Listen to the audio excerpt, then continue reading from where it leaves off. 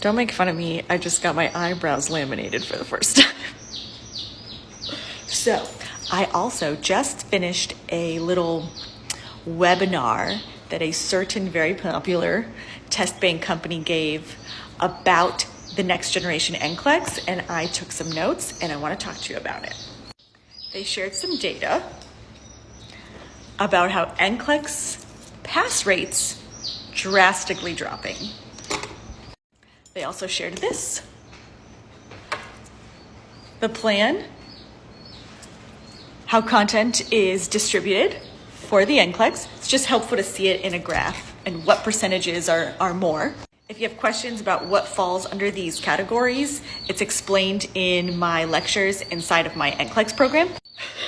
This one made me laugh because it is almost like they stole it from my program, because it is word for word what I say in my program, that you need more than content, more than knowledge base, you need anxiety control and test taking strategies. They also shared that we need to be helping students interpret their CPR report when they don't pass, literally what I do in my emails every day.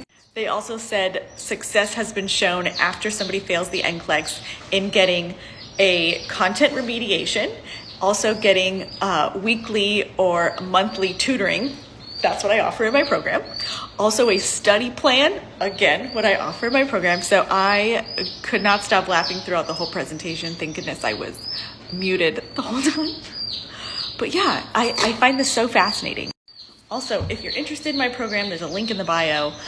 If you want free practice questions, again, link on my website. You can get a free test bank from me. I do not charge you for that. If you want me to interpret your CPR report, send it over. Let me know how many questions you got, all of that. I'll help you kind of understand where you might have gone wrong. And then get on my mailing list, my subscription list. You can sign up on the homepage of my website, and then you can attend my Monday night calls for free, where we go over test strategy and anti-anxiety techniques and stuff like that. The next one is this Monday.